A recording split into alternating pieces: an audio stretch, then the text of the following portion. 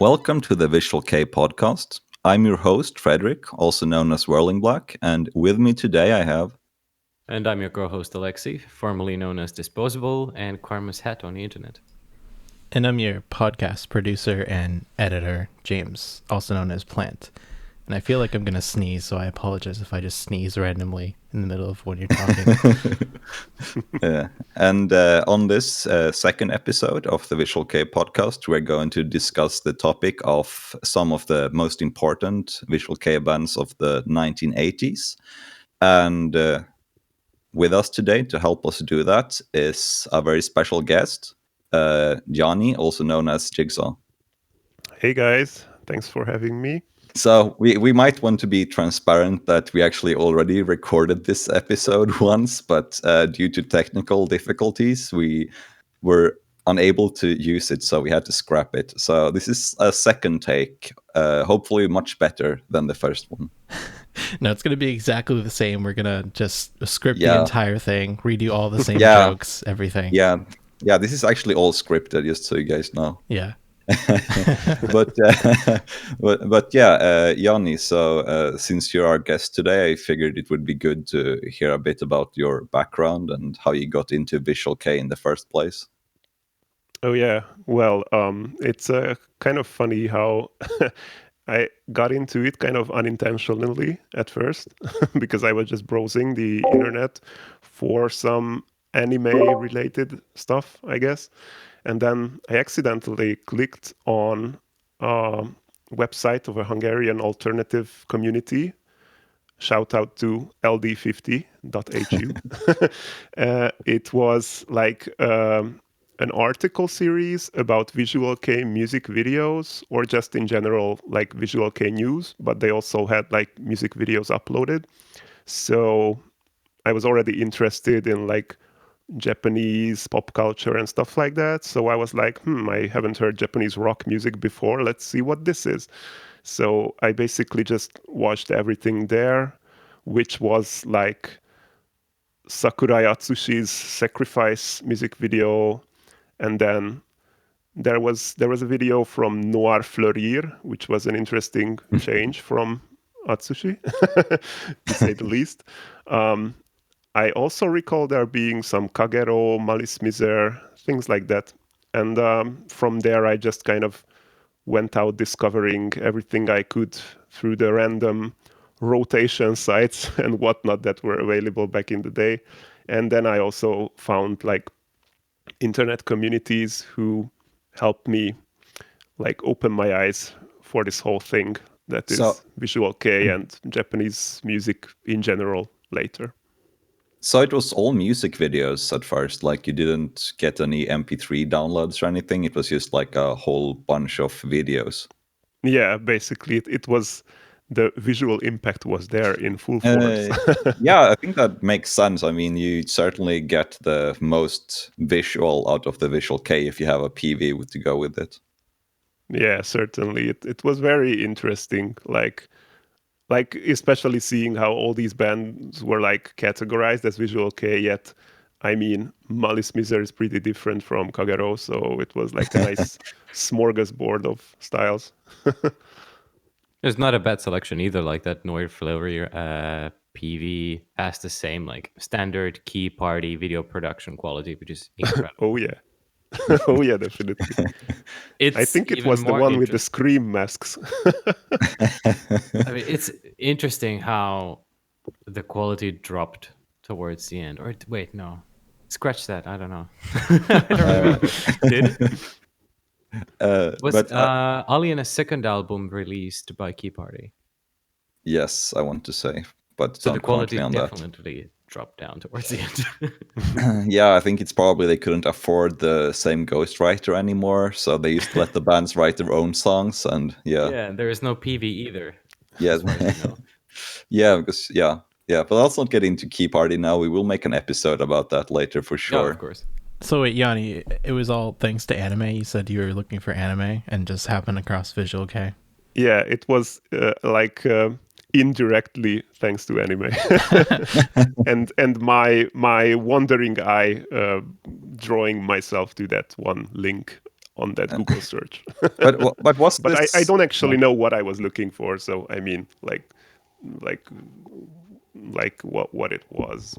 It just kind of happened. That is the magic of Visual Kei. Well, that's the same thing for our last guest, BioPanda, who like was sitting in the cafeteria and someone came up to him and said, "You look like you like anime," and just sort of recommended Visual Kei. I think was the story. Oh yeah. That was one of the funniest things, I think, from all of the first episode. Like, just some random dude from school just coming up and being like, "Hey, you look like you like anime. Check Yeah. this out." And just like handing off some like bootleg CDRs or something like that. Yeah, usually when that happens, or someone is trying to coerce you to go into a truck with a stranger. I find that story ended up much better. You want to see all the anime in my truck? Yeah. Yeah. So, You want but some yes, Japanese imports? Get into my car. I would have probably gone. yeah, probably. But wait, so what year was this? Did you say, Yanni? Oh, it was 2004. So It's almost pretty. 17 years now. Yeah, it was 2004 before. summer. It was before YouTube, so you actually had to like download each of those music videos to watch them. Oh yeah. Oh yeah. I had to Nice. painstakingly scrape the internet for them. And Yeah. half of them had the, I'm sure you guys remember was it paradoxical reality or something like that? Or what or is that something different? Yeah, I think .com Yeah, in the and corner. You can and still also find it on YouTube. yeah, you can find those watermarkings. But I was going to ask about. Oh yeah, I was going to ask. Did you have any experience with using all those like sort of like wonky peer-to-peer programs as well? Since you got into Visual Kei pretty early, like downloading from like WinMX or Kazaa or LimeWire or something. Yeah, I used to have Kazaa actually, but I think that was a little bit before I got into Visual Kei, and by the time I got into Visual Kei, I was like done with Kazaa. It wasn't too reliable, Oh, as that's we might yeah. know. So Yeah, I could never work Kazaa either. Actually, I thought it was the worst out of them, and LimeWire was probably the best one. Yeah, I used LimeWire, and that's where you would find the classics like Sea of Retards and Drain featuring Deering Gray and all of those great classics. all the Deering Gray songs they didn't want you to listen. Yeah, exactly. Everything was just like labeled completely wrong, so you could have liked a band and never known what it actually was. And also, you would get like song number 1, 5, and 8 or something from an album, and the rest would like have no cedars or anything like that. So you would be stuck not getting full release.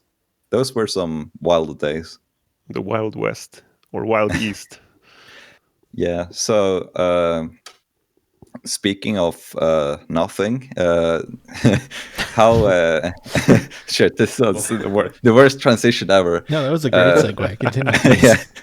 Yeah. I was going to say, like a couple of days ago, we had our first quiz event on the RareSat server. How do you guys feel like it went? Because I'm really pleased with how it went. Actually, I felt like we had a great response from the members. Yeah, that was really fun. Well, let's talk about exactly what it is. It's just Discord, for those who don't know, is sort of like an online chat room. And, if you join the RareSat server, we host an event every other Sunday. And just... Right. I realized I wasn't prepared to describe what it is. Could someone take over? So basically, it's a quiz. It's a combined quiz where there's some, written questions that I will read out loud, and then people or you, our dear listeners, will answer. And then there's some songs that will be played, and then you will have to guess the band name and song title. Or if you know them, you will just write the name down. But you can also guess if you want to. And then there's some funny banter between us, the podcast crew, I suppose, in between the questions, while you guys rip your hair out trying to figure out what the last song was. Yeah, you basically get a live episode of this podcast. Yeah, pretty much. Except it's like questions in between, and Raresat very kindly also sponsors a nice prize for the winner, which I believe is going to be $10 in Raresat store credits going forward. Sometimes there might be a larger reward during special events, but normally it's going to be $10 in Raresat points, which you can use to redeem for like CDs on their website. Yeah, that's right. Yeah. We need to get sound effects, I think, because last time when we had the winner, we were like, you won. And it was just kind of like, we wanted cheering or something. Yeah. We need to get like, sound Yeah. effects of like clapping or like an air horn, I think we need to get. So if Yeah. you join us next time, I will provide some sound effects. And Yeah, it'll be very exciting. That will be air horns after every joke. Join us for the debut of the soundboard. Yeah, don't tempt me. I really will do that. I'll add it once. Play a little snippet of like the audience cheering at an ex-Japan concert in Tokyo Dome. Yeah, we could actually. That ex-Japan uses for themselves. Wow, burn. Wow. Yeah, they are like when they're performing their their own gigs. Yeah, The only thing missing is the white people in the front row. yeah. Well, I think even there was some like hired black dude crying during Yoshki's there is actually. Yoshki's like piano concert in America. There was some black dude in the front row, which clearly looked like he had been paid to be there, and he was just standing there crying. I actually have a theory about that thing, that a lot of the tickets were given out as comps for businesses. People were really dressed up, like way too dressed up for that kind of event. It was not the typical Visual Kei fans. It looked more like sort of an awards There show was a or couple, something and like you could that. tell that they were Visual Kei fans for sure. Like, Yeah, you can spot them a mile away. They were the ones who had actually bought a ticket, probably. Yeah. So, and then obviously the first episode is out, since this is the second one we're recording right now. So, if you haven't checked out the first one, you should be able to find it on almost all platforms where you listen to podcasts. Yeah, Apple Podcasts, Spotify, what else? YouTube. YouTube. Yeah, YouTube as well. And basically, I think most of the like smaller apps as well, because they use the feeds from some of the bigger ones. So I can use it on my Pod app, which is a pretty small one called Pocket Casts, which I'm not sponsored by. So so yeah, I think it's available pretty much anywhere. You can just search for the Visual Kei Podcast, and you should be able to find it. So anyway, let's get into the actual topic of this episode, I suppose, which is the Visual Kei of the 1980s and the most significant bands of the time. And we have decided to focus this episode on the bands Dead End, Baktik, Ex-Japan, and Derlanger, which I will have to ask for forgiveness, because I think all of us pronounce that band differently from each other. So, yeah. And Derlanger. yeah, Derlanger. I feel like there's not as much room as Malice Miser. Yeah, there might be. It just depends on how American you want to go, like Derlanger or Derlanger. Finnish. yeah, Derlanger. Derlanger sounds like a last name. I am Joe Derlanger. Yeah, Villager. Not as brutal as Mother's That's true, Milk or yeah. their albums. Yeah, yeah, that is true. So yeah, we're basically just going to try to cover those four bands a bit more in depth, and then we will give some honorable mentions for other smaller bands as well. But these are the ones we kind of feel are the most important of the majority of the 1980s, at least. So Alexi, do you want to take it away with Dead End? Yeah, basically I decided to start the Dead End, probably because they reflect that heavy metal boom, if you could call it that, in Japan the best. And they formed hot on the heels of it in 1984 with the classic lineup, including very sort of heavy metal influenced names like, well, not Mori, but Crazy Cool Joe and you. And they get their first release out in 86, so it's not the earliest band on this list, but I think one thing that they do debut is a very proto-VK sound, and that's especially case with the album that we're talking about today, which is Ghost of Romance. I just want to mention that I thought Crazy Cool Joe kind of sounds like some kind of, really run-down country singer from the US. See, I was thinking it sounds like a Japanese gangster from a movie from the 1950s. Oh. With a pompadour hair and a Coca-Cola. Yeah, I could see that as well, I suppose, yeah. Well, anyway, he's crazy cool. And so is this band. And Was he the one who died recently? no, that is you, Oh, that's you. which is the guitarist. Oh, it's very always awkward when someone's named you. It's like, yeah. Oh, I mean, Oh, that oh, goes it's into you the who died. file with the names like D Yeah. and Ace. Yeah. Yeah. Anyway, I gotta ask you, like, what do you guys think about this album? Ghost of Romance. Yeah. I reckon Yanni should take it first, since I think he's the most familiar with this. Oh yeah.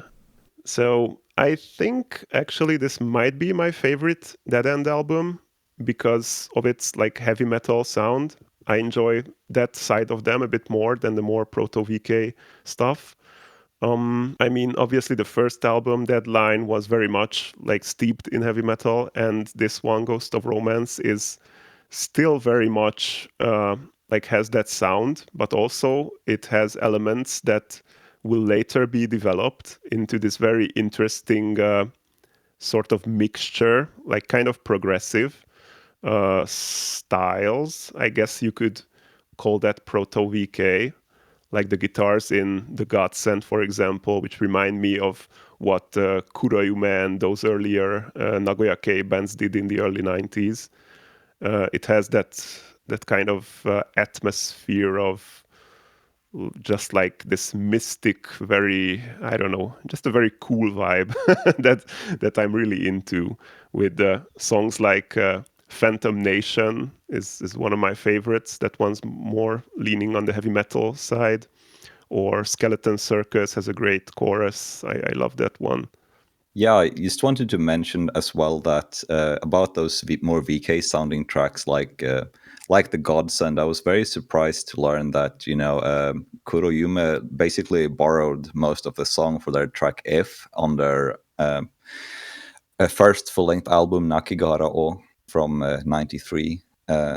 Which surprised me because I always thought that was a very original album, but you can tell that this was clearly extremely influenced by the Godsend from this album. And I would say that Phantom Nation also is quite VK sounding with those clean guitar arpeggios going on. Yeah, so Song of a Lunatic as well at the end. Yeah, I yeah. think this album is my favorite from them as well. It places itself right in the middle. Unlike the proto-VK in Zero, which reminds me of something like Laroku or a little bit of Lunacy maybe. This one definitely was more meaningful to the gothier, metallier Visual Kei sound. Yeah, we should probably give a mention as well to Decoy. I don't know if one of you did, but that was quite a different track, very soft sounding, I would say, compared to the rest of the album. And it still reminds me of Kuroyume a little bit. Yeah, I think it's those guitars that have a similar sound. And I also want to mention that I think that like Mori's vocal style on this album is very influential to VK. Like compared to someone like Toshi, for example, in X Japan, his vocal style is more reminiscent of the bands that came after, this kind of dramatic and goth-esque sound. Yeah, absolutely. And his look as well. Yeah, like I think it was it Riichi who was cosplaying him in the early days? Yeah. From Lunacy. Yeah. I think there's a lot of guys who did. Yeah, most likely. I think like a lot of those turn of the decade bands probably borrowed heavily from him, looks wise. So I guess we should probably check in with James as well, if you have any impressions of the Dead End album.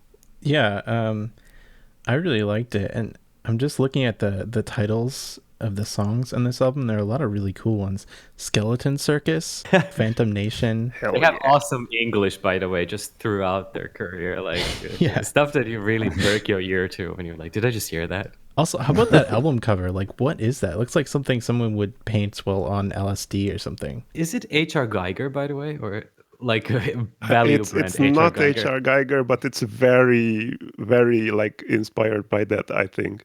Yeah, it's when you get HR Geiger from the dollar store. Yeah. When you get his like cheaper Japanese counterpart to do the album Yeah. Yeah. art. No, it's super cool though. Yeah, I really like it as well. I think it fits the sound too. Oh, sorry, it go does, on. yeah. Yeah, no, and the sound obviously is worth mentioning as well. Yeah, I really dug this album. It reminded me of Ozzy Osbourne a bit, particularly during like when Zakk Wylde was in the band around like when the album No Rest for the Wicked came out, which I think was in 1988, and this came out before that in 1987. So this Dead End pioneered that sound. Yeah. This is great, actually, because I remember you mentioning this during our first ill-fated recording, Yes. and I had to go and check it out. And you're actually kind of correct, I think, especially in the solos. It's that neoclassical, quote-unquote, flair. Yeah. The riffing does remind me of this a little bit. Yeah, I could definitely see what you're saying. Yeah, I think. Yeah, I have no.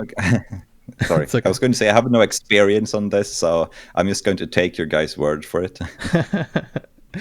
I think for me, the only thing I particularly wasn't super into was the voice, but it just kind of like it goes with the territory. Like it sounds like a metal voice, and it's just like I like metal a lot, and it's just I'm used to it anyway.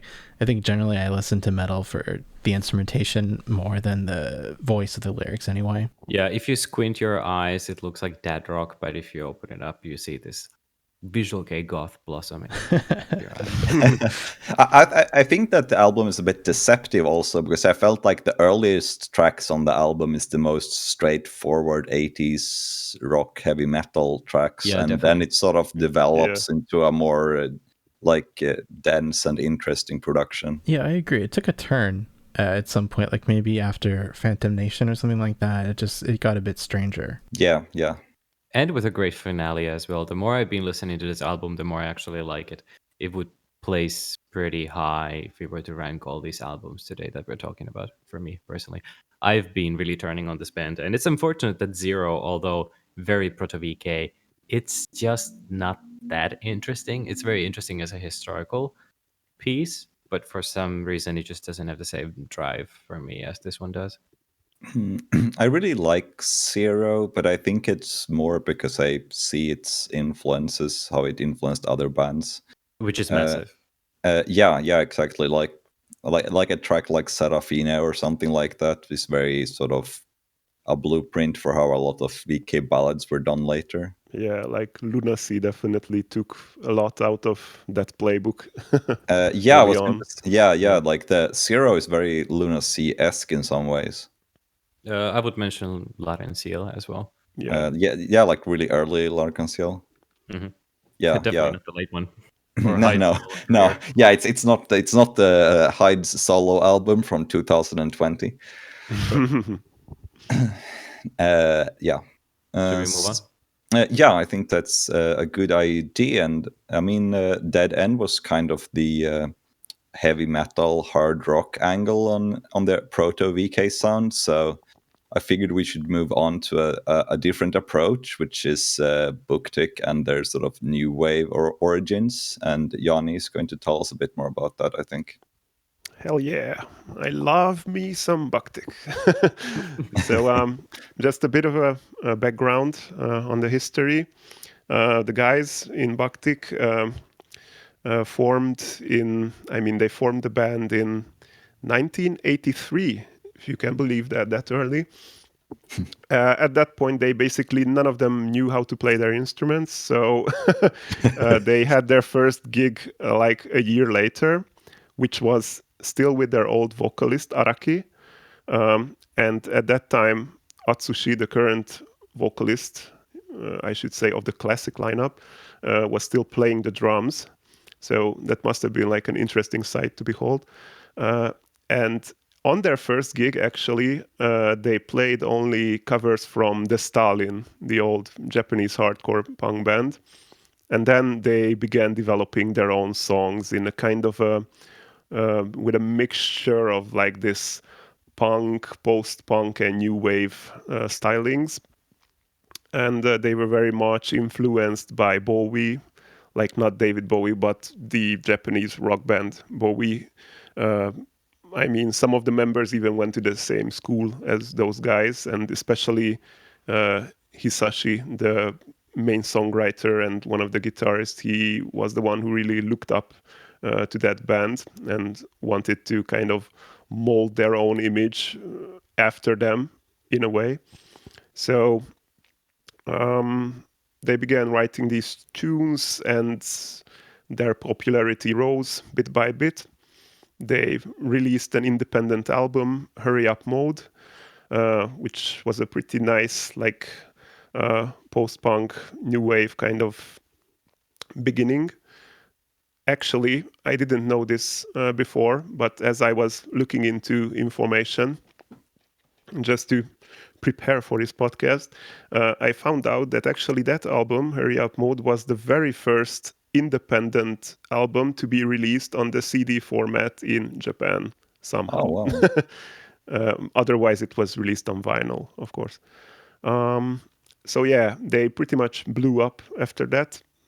Played Budokan, later Tokyo Dome and stuff. I think they played Tokyo Dome at least. I just wanted to ask about that first gig. They said that they were doing the Stalin covers. That kind of surprises me because the Stalin is such a like rough punk band. While I always felt like Buktik had a very like big focus on melody and things like that. So they must have kind of like had a different angle in those really early years before they settled on that new wave aesthetic. Yeah, definitely. I mean, Hisashi was really into the Stalin, is what I know. But their influences came from all over the place. Like, he was also into Yellow Magic Orchestra and Ippudo, even Kraftwerk, while Atsushi, who became the singer and still is to this day, was more into like Bauhaus and Susie and the Banshees. And then the other members were just all into a mix of synth pop, industrial, and classic hard rock and stuff like that. So I guess Buktik is sort of like a lucky band where you can see their progression through the years bit by bit, and sort of you can even kind of trace back their influences, like everything they play, but they at the same time also make it their very own, their own style, their own sound. So yeah, I guess this is one of the reasons why they're my favorite, and because they're pretty cool. Yeah, I mean their development during the 80s is also very easy to chart because they were releasing something every year after the first album, I think. Yeah, they had like a brutal schedule actually of recordings and playing lives. And for example, their first like big concert video called Sabbath, which was released in 89 or 90 on VHS. That one's for the tour final of the Seventh Heaven album, but the concert itself happened 2 or 3 days after the release of Taboo. So they were pretty busy. Yeah, just quickly, I wanted to mention also about those early albums, Hurry Up Mode and Sexual, XXXXX. Is that how you say it, or how would you say that album name? It's very like cumbersome to say all those. Yeah. In my head, I always say it like that, like how you said it, but it's just like, yeah. Maybe people just call it sexual. Yeah, maybe maybe it's just a sexual album. Yeah, maybe just sexual is fine. Generally in Japanese, like XXX just means like blank, like you just don't say it. All right. Yeah, actually good point. And now I feel stupid. It's especially since on the cover it's sexual and then 5 X's and then like 1 or 2 exclamation marks. So it's like sexual. It also might be that there's some part like redacted, like something can mean like there's a word that was censored for some reason. Yeah, something like that. Oh, like you mean it was censoring or like insert any word or something like that. I've seen it used like that. It's anyone's guess what it was supposed to be. Just a placeholder for any word. Yeah. Yeah, I just wanted to quickly mention on those two albums while we were at them that I think that there's some quite proto-VK sounds on them, even though it's a lot more straightforward new wave post-punk kind of deal than Seventh Heaven. Like I think that Telephone Murder and Plastic Syndrome 2, for example, has some very VK sounding parts, especially in those chorusy arpeggio guitars. Like, you know, you break the chord down and pick them one string at a time and all that. Oh yeah, definitely. Wait, could you define proto-VK though? I know we've sort of talked about it quite a bit already, but I'm not actually sure exactly what that means. I mean, I think it's an arbitrary term in some ways, but at least to me, proto-VK indicates like sounds that you would find in the bands that came later when VK was a more established genre. Okay. Like things you would hear again in the bands of the 90s, basically. So maybe not all of the elements are borrowed, but some of them exist in the proto-VK bands. And also the term VK wasn't really established at this point. Mm-hmm. So it's just things that you think fit in the lineage musically. Yeah, exactly. Yeah. Which you can find in the 80s bands. And in their case, yeah, the first album is not exactly cut and dry beat rock, but sort of there. But then already on the second album, they're getting kind of ambitious. And you have tracks like Hyper Love, which are already playing with different atmospheres. But then they take it on hyperdrive for the next two, Seventh Heaven and Taboo. Oh yeah, Yeah. Seventh Heaven is like very, very much in that proto-VK, if you will, sound mixed with some new wave and the usual like Bactic building blocks, but kind of like has some very atmospheric elements as well. Yeah, I guess partially because they decided to go pop here, according to their own words, at least. And yeah, I think also Imai started coming into his own, where he didn't. I wouldn't say he played other people's riffs, but after this point, he would definitely have such a signature style that you could recognize it anywhere.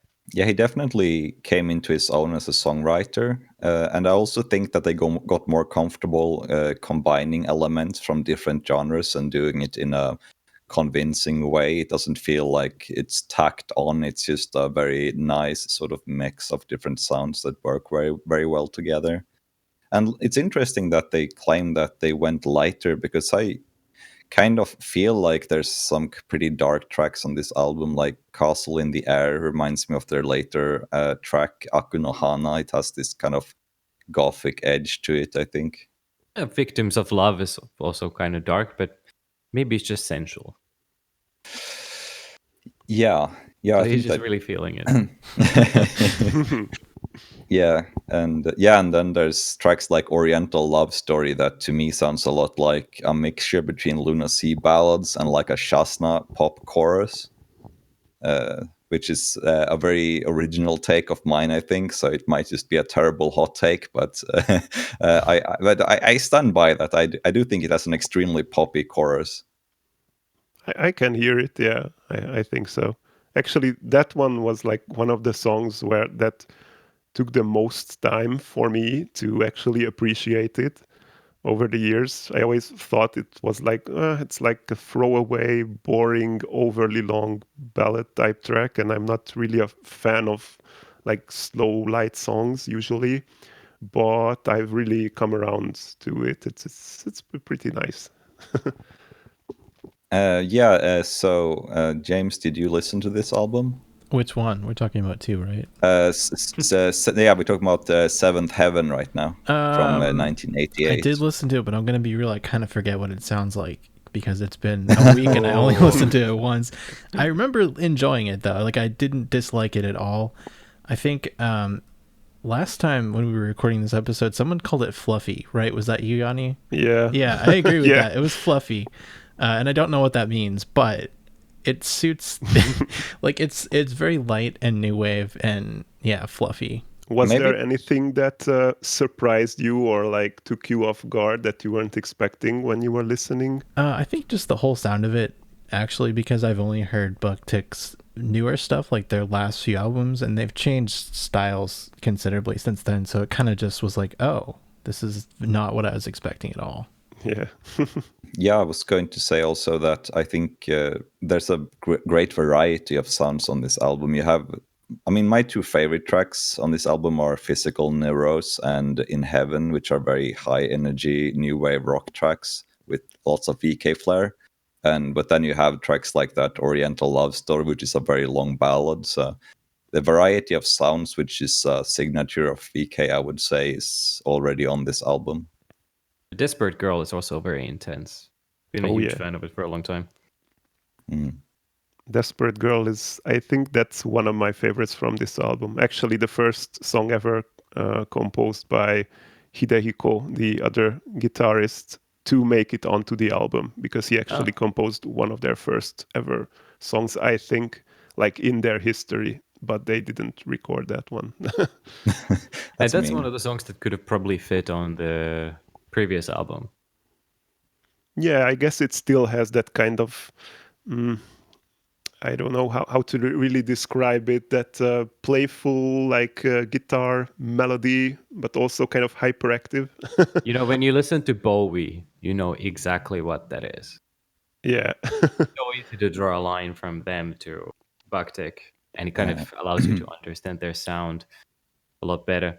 But then on Taboo, yeah, I think we should the songs move on get to Taboo. a lot more unconventional, and you can already hear that from the first song, Iconoclasm. And well, sounds are unconventional, and the lyrics are slightly unconventional. Iconoclasm is weird. Fight for Japanese babies.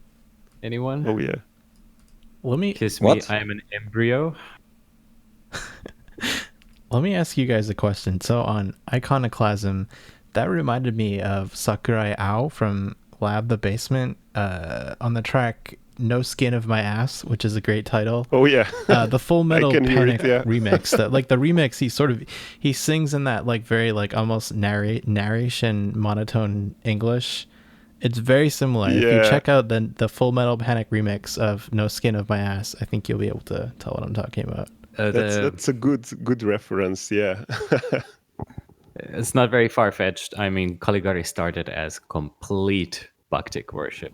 Yeah. Yeah, that is true. Those early days really do feel a lot like They even had those Bactic. generic song titles like "Love?" question mark. Yeah, I think it's been a while since I heard the first Caligari demo, but from what I remember, it does have a lot of Bactic flair to it. Yeah. It does. It's pretty cool though. I like it. I like early Caligari. But yeah, so speaking about Taboo, I think we should probably move on to that album. Like, do you guys have any opinions on it?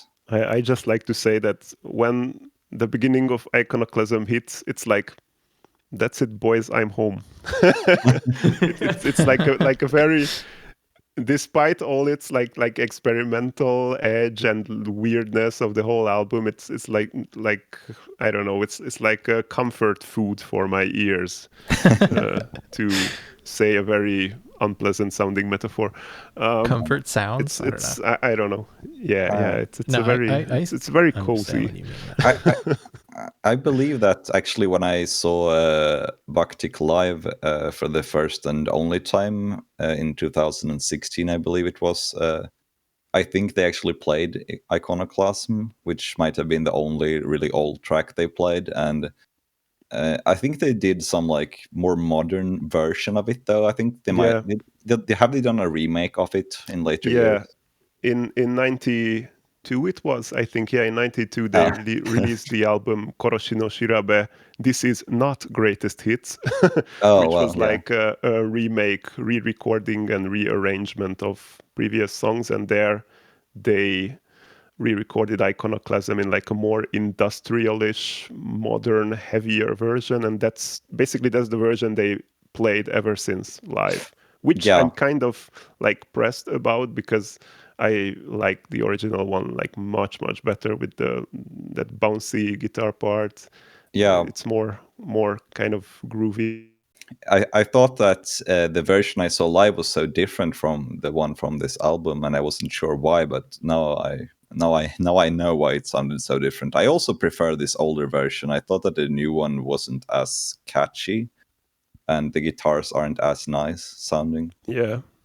But I mean, they were still delivering really well in 2016, which is kind of to their credit, considering they've been going at it nonstop since '83. So, and I do believe they still are. I mean, I haven't heard anything about their quality of concerts or releases deteriorating any. Yeah, they've been pretty consistent, I think. Well, as much of a consistency you can expect from like an ancient band, like comparatively, like comparing with like standard Visual Kei and those type of. You just want to say bands. compared to X Japan. Getting it.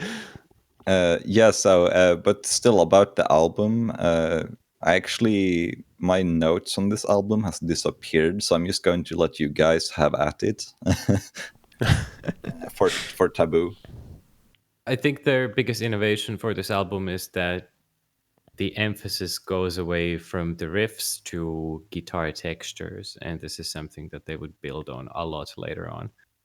Not necessarily yet in something like Akunohana, which is very goth rocky, but definitely on Kuroto Taiyo. My only other note was the song Tokyo. The singing reminded me a little bit of Full from New Kiki and Gnu Tools. A little bit. I don't know why. And I just realized I've never said New Kiki or Gnu Tools aloud before. Did I say those correctly? Yeah, I think you did. I mean, I think there's different pronunciations depending on where you're from. I'm not even going to That's try one to of those- pronounce Chilfi and what is it? Tubak. Someone say Tulip, Yeah. or buckles or it. something. Yeah, that one. Yeah. I would just say It's this an way, that- interesting comparison with Tokyo and New Kiki, but I think I can see what you mean. I wouldn't have thought about that. Yeah, that's pretty cool. Actually, that's one of my favorite songs from the album, Tokyo, I think, along with, of course, Iconoclasm. I'm also like a secret fan of the track Feast of Demoralization, That's a which cool title. only because, yeah, I know, right? Only because the very beginning, when Atsushi is singing and there's like only the drum and some bass, that vocal line he starts sounds almost exactly the same as an old Hungarian synth-pop band's tune. So I was like, what is this I'm listening to? But yeah, it's a pretty cool track. I think it was written by the drummer, that one. I forgot to fact check this, but I think that's one of the very, very few songs that he has written for the band. I know he wrote lyrics for another song, which is on Akunohana, called Dizzy Moon.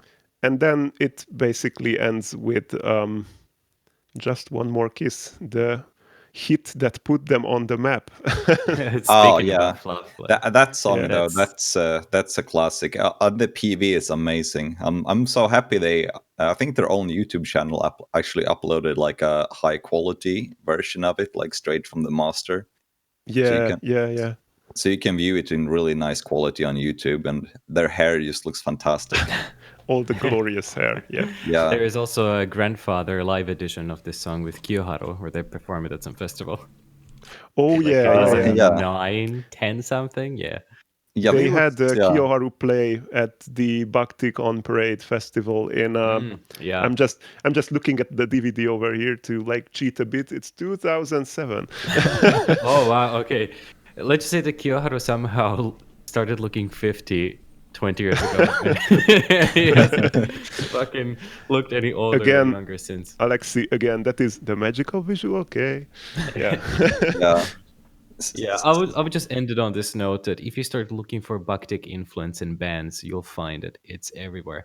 Every time I listen to a band from the 90s, I kind of put them aside Bhaktik and just check like points where they sort of come together. I think they're probably the most influential band out of Yeah, any band in Visual Kei.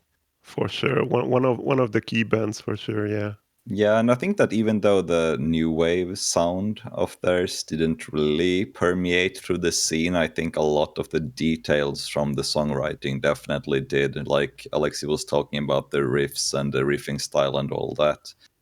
And also the melodies and that kind of things have really permeated throughout the scene. Yeah, it's funny because in the early Bhaktik stuff, you can also hear like song parts that were influenced by other older Western bands. So it's like an interesting little chain of influences Yeah, I think that's how influences filtering work. down.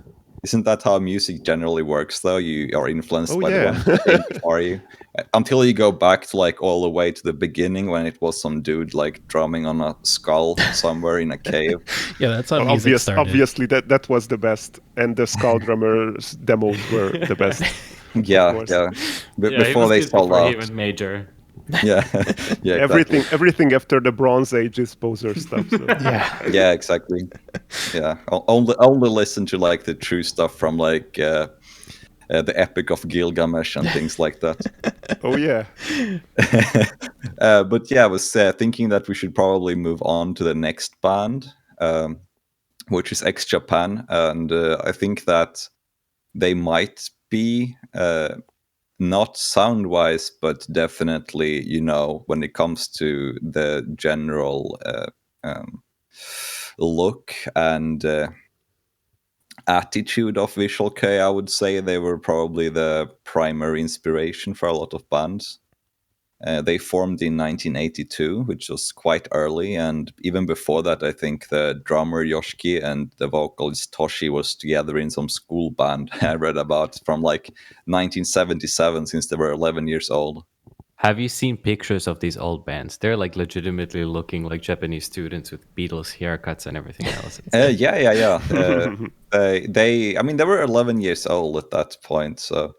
And when X formed, I assume they were like 15 or 16 or something like that. So they were smoking cigarettes in the back of the school. Yeah, they were the cool kids smoking behind the school, probably. And then in 1984, they released their first demo tape, which was I'll Kill You, one of their earliest songs they wrote, which was a very like straightforward speed metal banger, I would say. One of my favorite tracks of theirs. Then they released their first single in 1985, which was also called I'll Kill You, because it was a re-recording of the same track. And that was their first release on vinyl. It was a vinyl single. And something interesting about that one is that the cover art features real dead people, pictures of real dead people from the Vietnam War. It's a pretty gruesome cover art, I would say. One of the most hardcore in Visual Kei still to this day. I was just about to say, like, have you guys seen that cover art? Because holy shit. Yeah. It looks like some like old hardcore crust punk band or grindcore band's cover art. Yeah, that's where you can tell the hardcore influence, and you can even hear it on the B-side, which is one of their best tracks ever. Breaking the Darkness. Yeah, the beginning sounds like Swans. They actually did a re-recording of Breaking the Darkness in 86 or 87, I think. For a VA CD, and I feel a bit embarrassed, but I only found it quite recently. Yeah, I never heard it. I think it was on like a vinyl VA CD together with. There was two other songs as well, which was also on VAs, and I believe that those were their first recordings they did with Pata as a support guitarist, unless I'm mistaken. I think it was Stab Me in the Back was the other track, which was later re-recorded in like 91 for Jealousy. And then obviously after I'll Kill You, they released their Orgasm EP in 86. And up until this point, it was released like Toshi and Yoshiki and some alternating members. They had a bunch of people come and go in the span of those 4 years. Like the list of their support members or previous band members is like several centimeters on Wikipedia. And I mean, all of them were in this time period, because from 87, their lineup kind of cemented when they recruited Hide from Saber Tiger, and Pata joined the band after playing support for a while. Oh, yeah, and Taiji, their fantastic bassist on the late 80s and early 90s stuff, was recruited the year before that as well. So that's kind of like the first time they had a classic lineup, and that's the one that recorded their Vanishing Vision album in 1988, which I think that all of us are big fans of. The ones of us who have heard it, at least. It's their most speed metal and most ferocious album, I would say, and has the best vocals too. And just the hipster pick, it's their best one. yeah. I would say yeah. on some days I prefer it to Blue Blood, but on some other days I prefer Blue Blood. Yeah, I get what you're saying, though. The production on this album, though, is just awesome. Yeah. I really enjoyed it. I have a friend who owns this album on like a first press vinyl, and it was so cool to actually hear the real record of Vanishing Vision. It made a big difference, at least in a sort of how do you say? This is where my English fails. Like when you imagine something sounds better because you know it's a fancy vinyl record and it's like a big moment. Oh, like a placebo. Oh yeah. Yeah, exactly, like a placebo effect. Yeah. I'm not sure which one it is. If it sounds better, if it was just the placebo effect. I mean, I could imagine it working very well. It's a very organic sound that this one has compared to something like, imagine Dear and Gray's Insulated World on vinyl and thinking that it's the fucking piece of shit recording that already is miserable. Yeah, it probably wouldn't sound that nice. It's very tinny and They saved you the trouble of transcoding it by just giving it. Yeah, the compressed world. Yeah. Yeah, they used compressed it to fuck for you. But yeah, now I was just doing like the run up because the album we actually are supposed to like discuss, and the one that we picked as the most influential one from this band is Blue Blood, of course.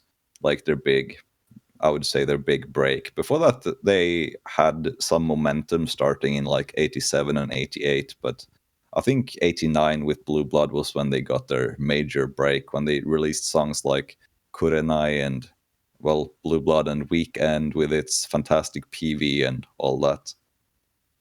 So how do you guys feel about Blue Blood? Do you have any takes on it? I would just like to say psychedelic violence crime of visual shock. Oh yeah, of course. You can't get better than that. That's true. We have to mention that, like, that slogan became like one of the most iconic of Visual Kei.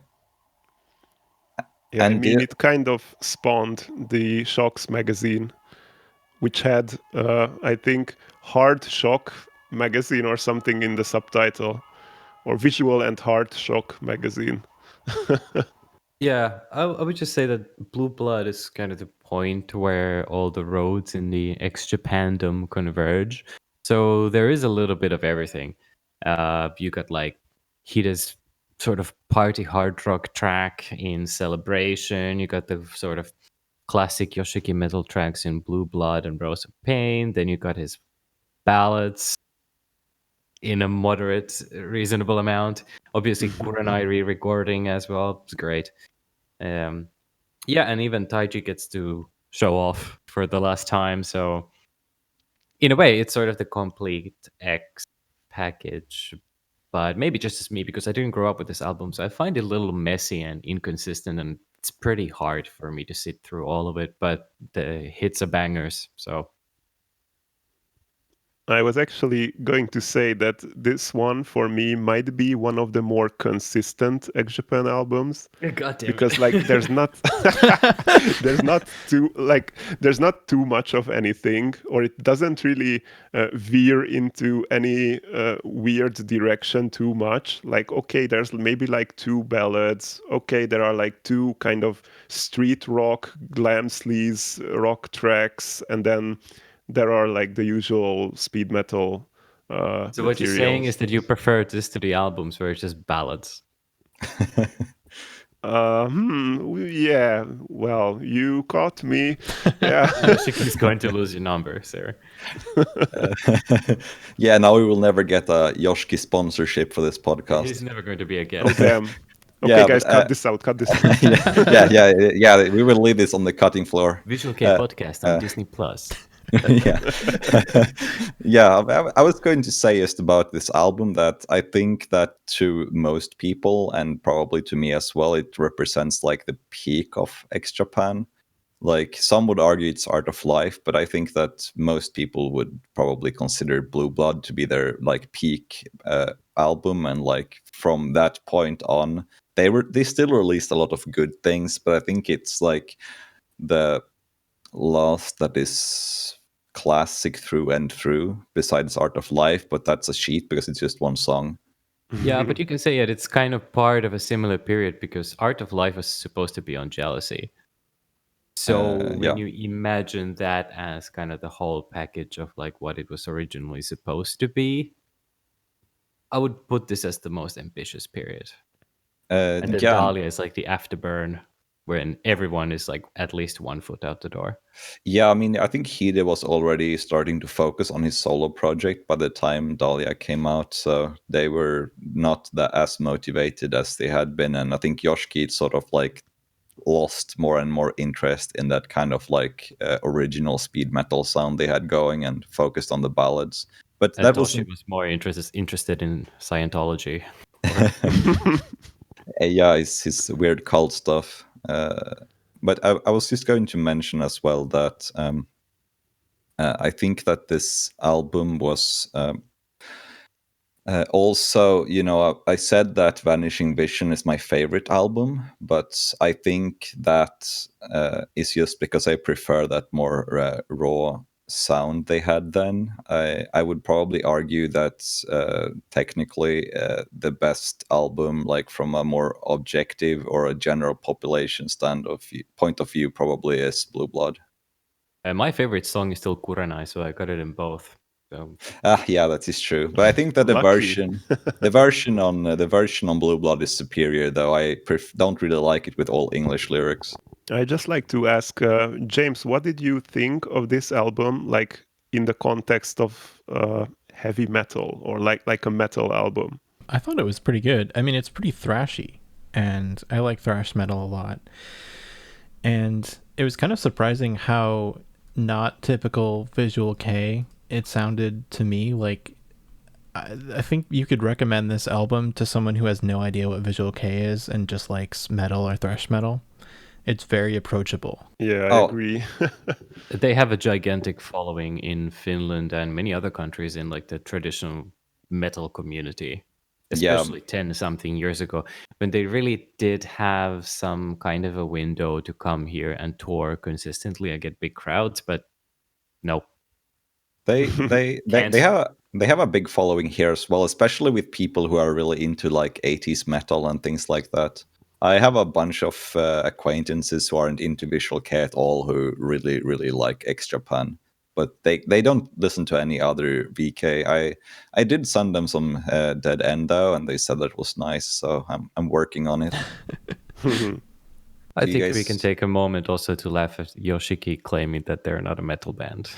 Yeah, Because that in this album and the last one, it's obviously there. Taiji and Hida both come from a metal background, and you can hear it clear as day. So sometimes you just can't listen to the artist.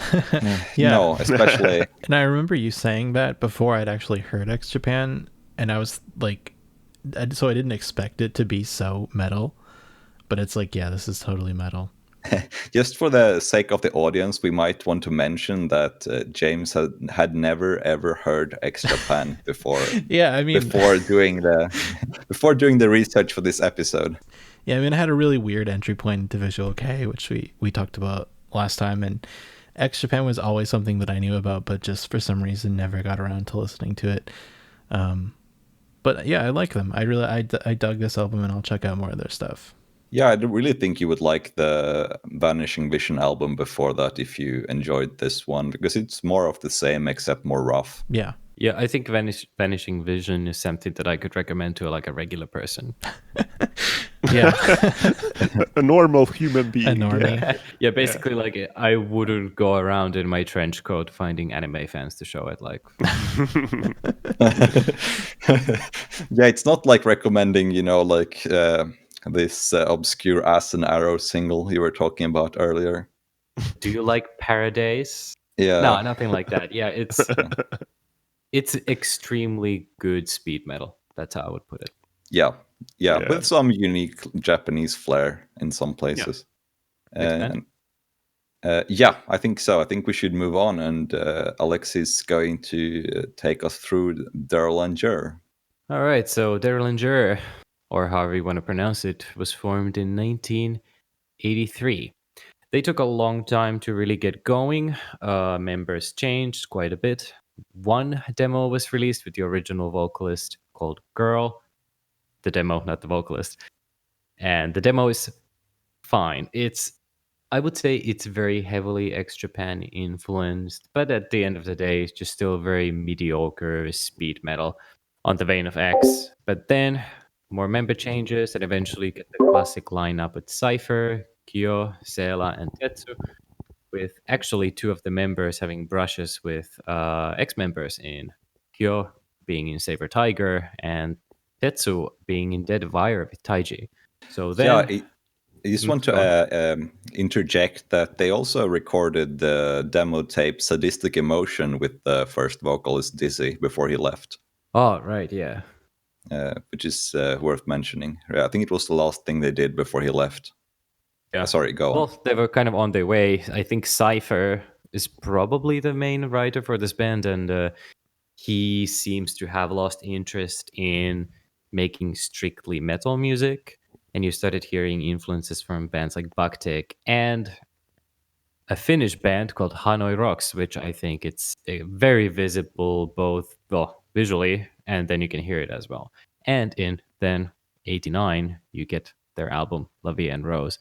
So I gotta ask, like, how do you see this album as? Like a Visual Kei album, hard rock album, or a metal album?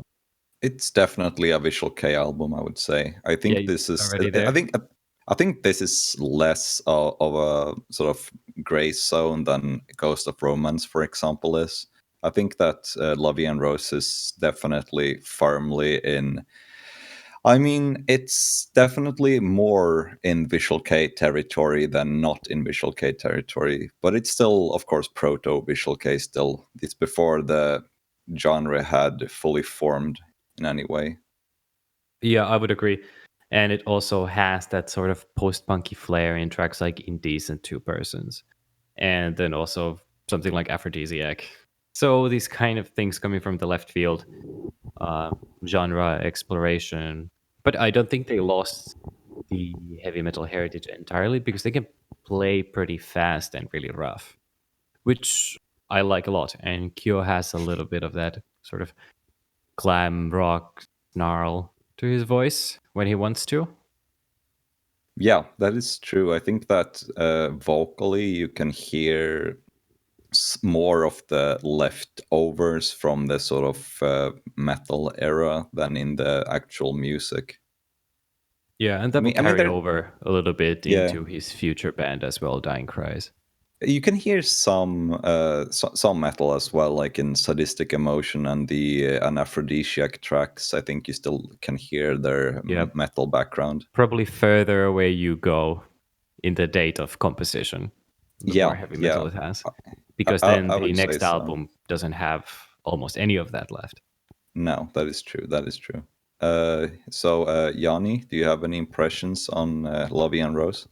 Yeah, I think this has to be my favorite Derlinger album, actually.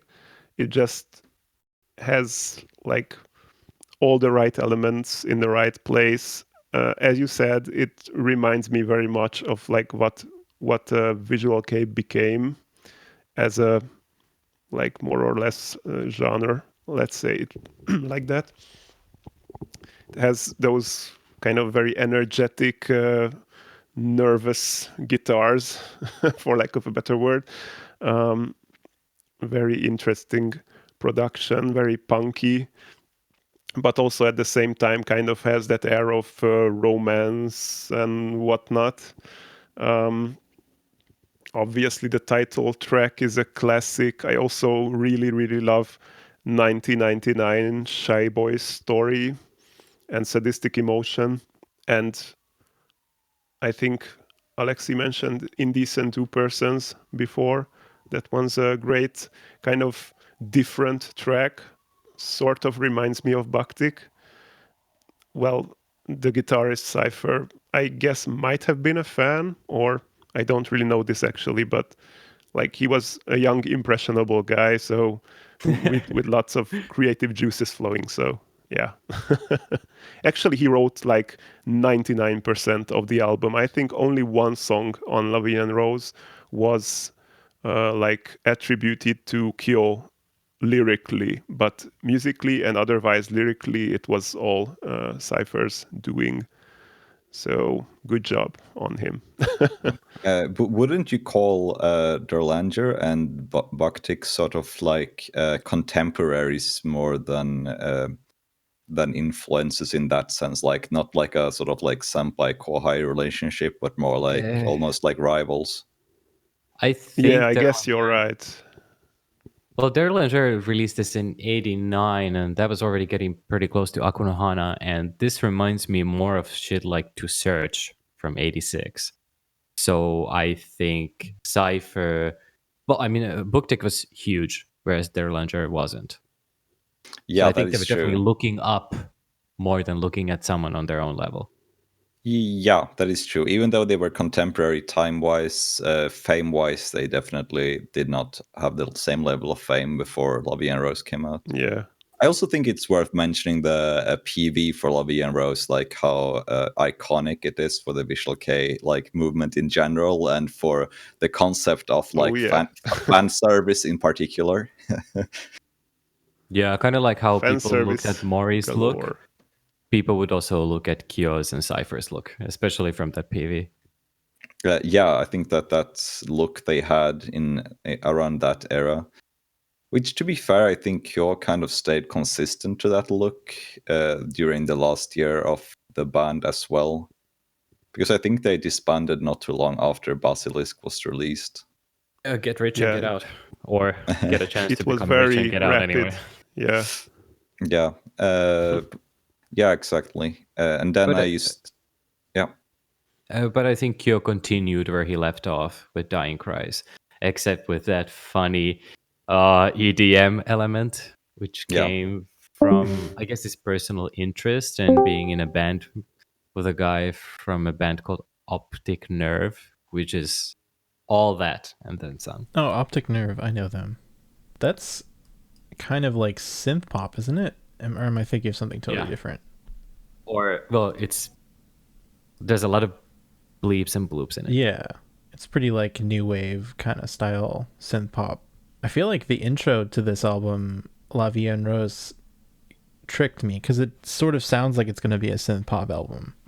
That is true. It reminds me of like those sort of cheesy 80s synth music you would find from like the UK and the US. Yeah, just for the intro though. Like that's not in any other song. Yeah.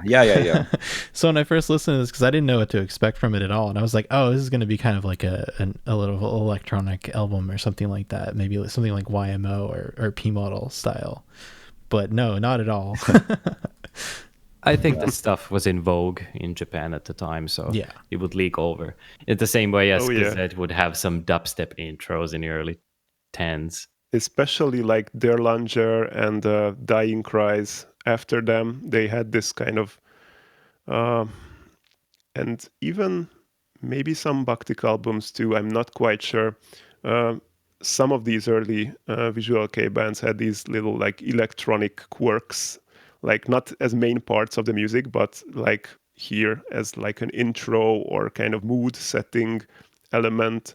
Yeah, it's. I think that we should probably start trying to wrap up the 80s now. So, do you guys have any like honorable mentions of bands that you would like to say something about before we move on? Well, I got a bunch, and then people can vote yay or nay whether they deserve to be mentioned. So Yeah. first, we got what is probably the best of the bunch. It's Zekiel's Shinsekai Reel of the World, which I think is a great album. Oh, And they also, absolutely deserve that. I came to find out recently that there's actually a breakdown on the album, Yeah. which is, I guess, maybe the first in Visual Kei, at least in the contention. All right. Zekiel they obviously definitely would become extremely good later on, but this album is Yeah. a little raw, but still very good. Yeah, they had a good They- career in the early 90s as well. Yeah, and they also disbanded just about the time when they were making money. So Yeah. another one of those. Then we Yeah. got Color and their albums Kikitotsu and Fools Get Lucky.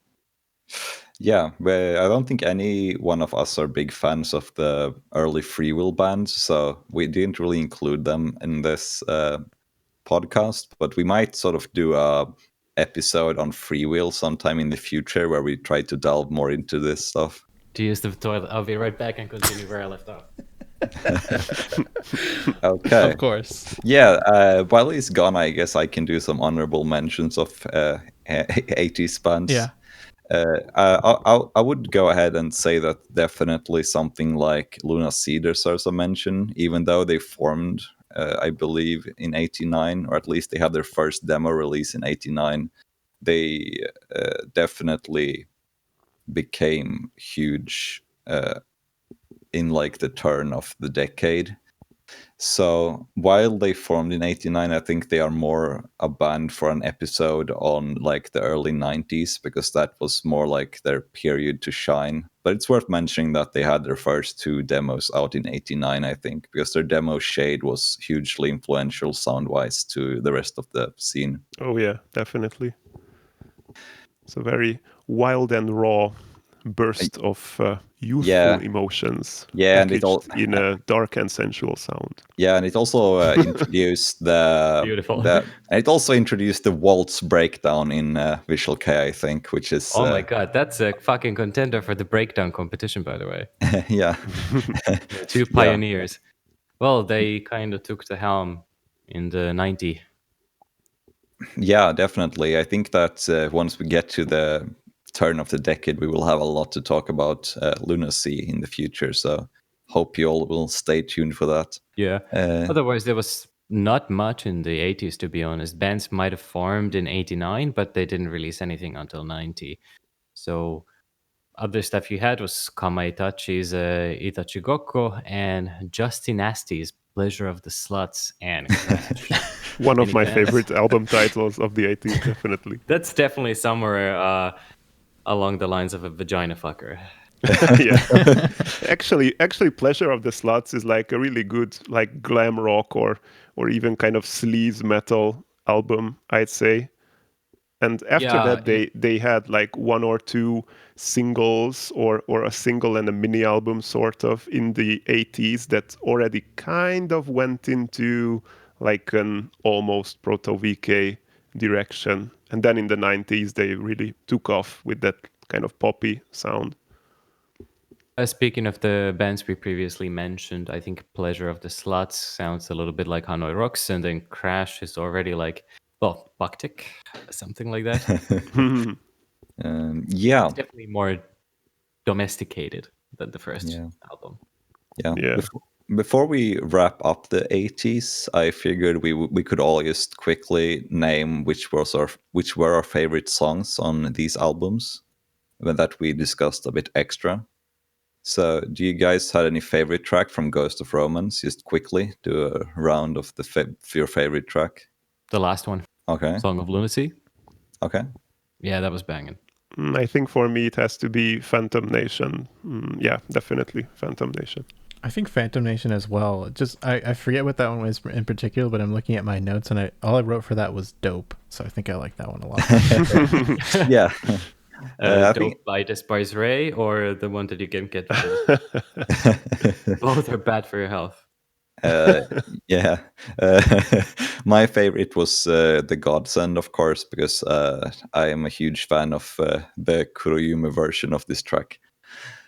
So naturally, I really enjoyed the original as well. From Buktik's Seventh Heaven, I can do mine first. It's Physical Neurose and In Heaven, like I might have mentioned. Victims of Love, easy. Desperate Girl is a second.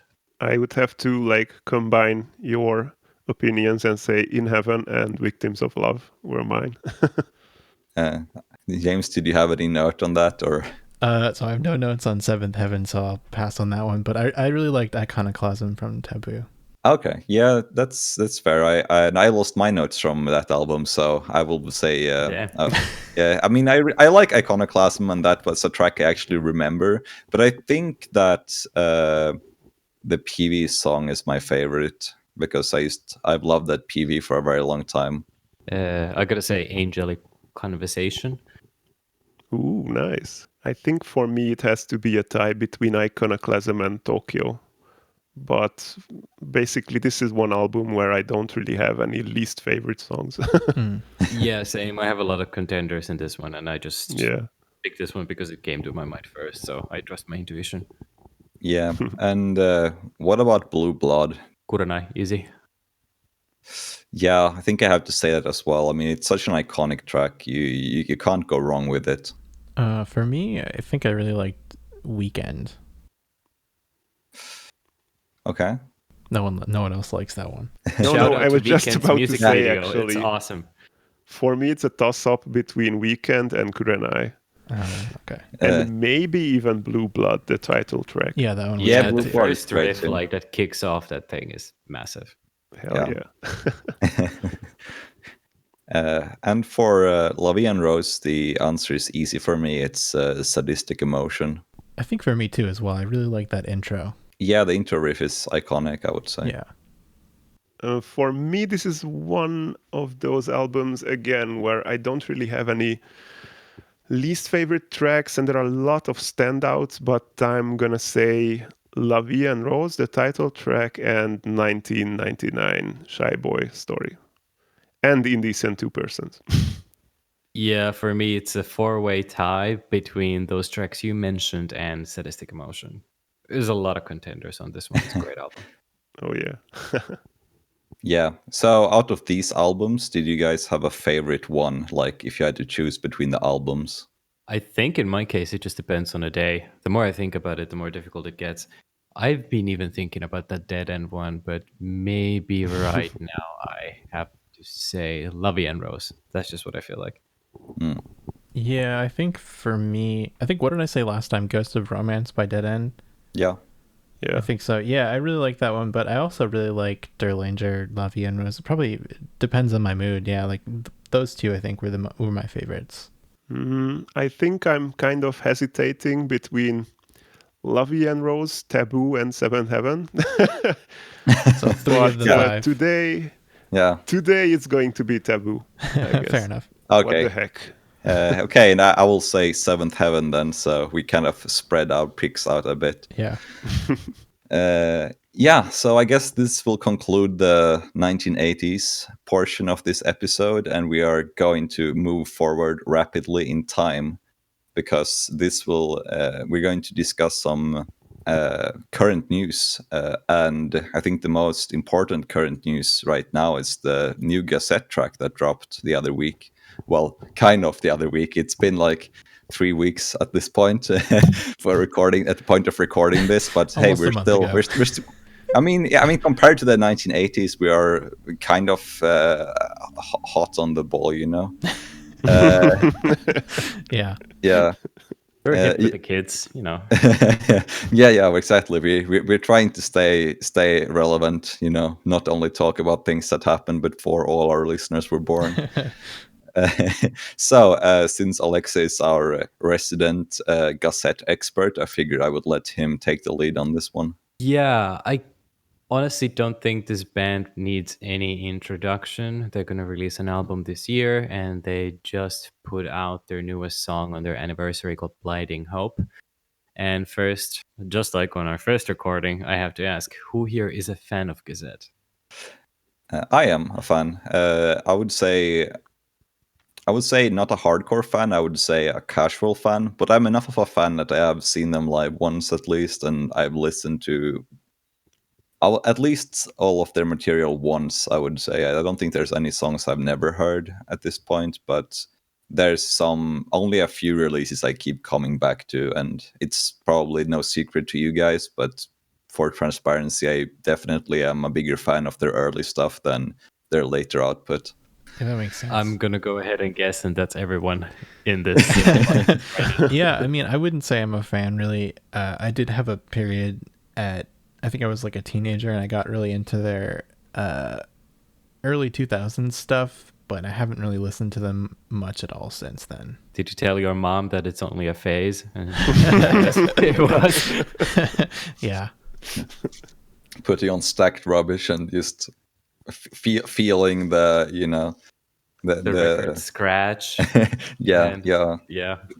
Just feeling how cool you are walking to school with your Walkman and playing Stacked Rubbish. Walkman. What was come it on. called? Like, yeah, what is it called? Like art drawn in vomit or something like that. Art drawn by vomit. Oh, Yeah. art drawn by There's a vomit. lot of bangers on that. Yeah. You put fucking I'm just gonna come out and say it. Stacked Rubbish is my favorite Gazette album, unapologetically. Thank you for coming on the podcast. Maybe Yeah, not sorry. in the Never near again. future, but Yeah, sorry. Your microphone is muted now. Sorry. No, it'll that's be a that's edited a on the podcast. that's a- It will be my voice on top saying disorder. yeah, yeah, exactly. No, I mean that's fair game. I don't think that's a particularly bad album or anything. It probably got unnecessarily bad rep back in the day because people thought it was a huge divergence from their earlier sound. Yeah, But I don't know. Why yeah, people this shit on is it so not much. this is not the big Gazette episode though that's coming. so let's just stick to the new track that came out the other week. I'm probably going to steal everyone's words by saying that just looking at the promo material before it came out, everyone said this is going to sound like Ninth, and yeah, it does. It's like an updated version of Ninth. I think the production is tighter. There's a little bit more stuff, I think, in the song itself than in any song on Ninth. So the formula is similar, but I think they added a bunch of nuance in there. And Yeah. it rolls like a tank. If when it gets heavy, it's heavy. When Rookie's being moody, it's pretty moody. The solo is a nice kind of. I saw someone mention it's like a callback to some of their older solos, like from the mini album times, and I kind of agree. Actually, it has a little bit of that in. But yeah, I can't help but to say that I'm not like super impressed, especially because I had expectations and the expectations were met and the expectations were not particularly high. Yeah, that's actually what I was going to say as well. That my expectations were met, but they were not surpassed, and I was not surprised. There was literally no surprise to me in this song. It's an extremely competent track, and if I heard it like at a party or something, someone put it on, I definitely would not complain because it's very like good at what it does, and it definitely bangs when it's supposed to bang. So, I mean, it's a solid track, but it doesn't get me excited about the band. I think the question is like, do we want our Gazette to be like a kebab that you get at like 2 a.m.? You just kind of like get it, you expect it to be a certain way, and it's exactly that, and you're too drunk to tell if it's any worse or better than the last time. Yeah, that's a pretty funny comparison, actually. Do you other guys have any comments on the track? No. Well- not really. Wow. Well, it's kind of like when I heard they were gonna be releasing a new song, I kind of envisioned it in my mind how it's gonna be, and then it got released, and I'm like, yep, this is just like that, what I imagined, with Yeah. all the pros and cons of it being as expected. Of course, I'm not expecting anything else from them at this point. They're like on the same level for me nowadays as Lynch. So kind of like, okay, if I'm like hungry for that type of sound, I'm just going to pop in an album and listen to it a couple of times, and then by the time it ends, I completely forget what it sounds like, other than, oh, I kind of enjoyed that and it was good while it lasted. So yeah, I guess I'm going to check out the album still when it comes out, but I'm not like on the edge of my seat. Yeah, I think the samples are also exactly what you would expect. Maybe just the last track kind of made you go a little bit like, oh, what's this?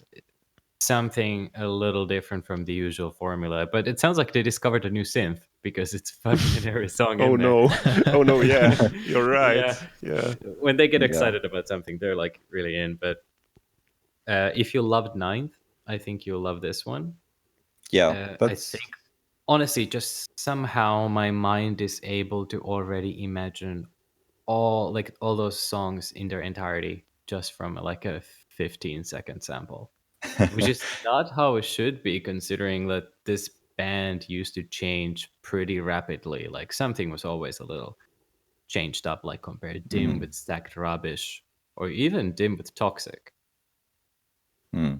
I think that when we do the episode on the new album, we should probably get a guest who has like a different angle. Someone who's Yeah, a we big need to get a fan in here because these. No, I mean someone who's like I think it would be interesting to get someone in like who weren't a fan in the old era, someone who got into them like after they started their more current sound. I think that could be an interesting contrast, because I feel like all of us come from the very same angle to approach Gazette, and I think it would be fresh to hear a different take on it. Is it legal to have minors on the podcast? I think so. No, I mean it's. I'm not gonna hate on it. I kind of like all Gazette, Well, yeah. so I will still like it. It's just that Yeah. I probably won't be listening to it quite as actively as I might have 7 years ago. Yeah, I mean, we will definitely make an episode on it once it drops. So we will have to listen to it whether we want to or not. So it will be an interesting experience. I can already look at like James or cringing hard right now. Like, oh, do I have to? We'll see how I can get by. I'll listen to like the first 10 seconds of each track. Yeah, and then you would just be like, yeah, it was exactly like 9. Yeah. No, listen to it. Yeah, I mean, none of us said like we were just like the Gazette track. Everyone already expected coming in. Yeah. Yeah, that's basically exactly what the track was. It was basically what you expected the track to be, and it delivered exactly what you thought it would be. So there wasn't really any surprise elements to this at all. But it is a solid track. I'm not going to diss it or anything. It's just not very exciting. Let's hope the album has some like hidden stuff going on outside of the sample sections. I think when they dropped Falling, the very sleek aesthetic and production made an impression, and the pop quality in the chorus. But this feels like we're getting the same again, just with a little bit of sepia brown instead of red. Yeah, it's a minor variation in some way. So basically, we can agree that it's an alright song and it's not a blinding nope. But there it is. There's those dad puns that Yoni is known for. Hey. Yeah. Yeah, finally. Yeah. So I guess that wraps up our news section. And now, well, of course, James, our hype man, is going to do the Rare's Hut plug. Am I? What? That's news to me. See, I was just thinking about this new Gazette song, and I was thinking, like, man, I sure do love old Gazette, but where could I get it? Yeah, that's a good question. I have just a place, and it's called rareshot.com. Isn't it .net? It's called www, or in Polish, www.rareshot.net, and that's where you can get your old Gazettes, merch, CDs, DVDs, whatever you can think of is right there. And you can order to Europe from the US, customs free. You heard that right. So go out there, check out the stuff, order for your parents, children, grandma, your neighbors. Fucking order for everyone. Rareshot.net. Yeah, you should keep it in where he gets the URL wrong. I will. Yeah. That's really funny. Like trying to sell this site really hard, and then he just doesn't even know what their website is. But yeah, absolutely. I mean, the podcast is sponsored by Raresat, which we are very grateful for. So we definitely want to plug them as much as possible. And I do believe, like I said in the first episode, that it's probably the only place where you can actually buy Visual Kei at a fair rate outside of Japan. Like, usually the prices on Raresat match pretty well what you would pay in Japan for the same CD. Like, things that are sold for like 300 yen in Japan are sold for like $3 or $4 dollars on Raresat, and not like 15 like you would find on someone selling it on Facebook or whatever. Yeah, they do their best to like match the street price for things in Japan. Yeah, exactly. So I mean, I feel like I can definitely plug Raresat with a good conscience anywhere. Yeah. Trust me, we wouldn't plug a product we didn't believe in. Unless you paid us money. So anyone else has something you want to plug? I gotta add, as far as like current events, the King is back. Oh, which king? You know who's that? Elvis? King Karma. He's back. Oh, He doesn't have a new Oh. band, but he does have a new session. It's called Ready Made, and it involves the Phobia guitarist Iori, dude from Lip League, and Lotto, their old support drummer. That's a And fantastic lineup. Yeah, it's pretty good, and it's probably not going to be the new band lineup because of it, but it will be a session. So keep a lookout on what Karma's doing, because I'm missing. Yeah, miss him too. I really loved Rand. Sad. We will probably get to him at some point, make an episode about his career and bands and everything. So we are aiming to release the podcast every second week on Sundays. We don't have a fixed time yet, I believe, but sometime during Sunday it will come up. And on the Sundays in between episodes, we are hosting the previously mentioned quiz events on the Raresat Discord server. So if you aren't a member already, then you should definitely consider joining and taking part in the quiz, because there's cool prizes to win, and you get to listen to us talk some uncensored banter, which you will never be able to hear in recorded form. And here's James to take the technical stuff for you guys. Yeah, please also follow us on Twitter at the VK Podcast. And we're on Apple Podcasts, Spotify, and all the others. So follow us there. And if you can, give us a 5-star rating, because we totally deserve it, right? Yeah, of course we do. Alexi, say something. Be some... Yeah, be charismatic. Earn that 5-star rating. Yeah. Absolutely. And I think you should make your parents to give one as well. Yeah, make your parents subscribe. Show them Visual Kei. Use your dog's Gmail account to give Yeah. us the Spotify. We need that Spotify bucks to Exactly. get some equipment. Exactly. So I guess all that is left to do now is to thank our guest, Yanni, for joining us today. Thank you for having me, guys. I had lots of fun talking about these amazing, amazing albums. Yeah, we hope to have you back at some point. Next time we hit a subject that suits your interests, we might bring you back. If our audience likes you. If they don't, you're a dead man. if they don't vote me off the island. Yeah, exactly. I already know you're not making it on a Gazette episode. Yeah. Oh yeah. yeah. I think not. Yeah. I don't know if I'll make it on the Gazette episode either. Plot twist: no one makes it to the Gazette episode. Yeah, it will just be like 4 fans discussing the episode, and we will just like end it, say thank you for listening, Yeah. and then It will just be Alexi doing like an incredibly long monologue. yeah, for 2 hours. Yeah. Yeah. So I think that's it for today. So thank you everyone for listening to this episode, and we will see you in 2 weeks. Sayonara. Very, very well done. Great.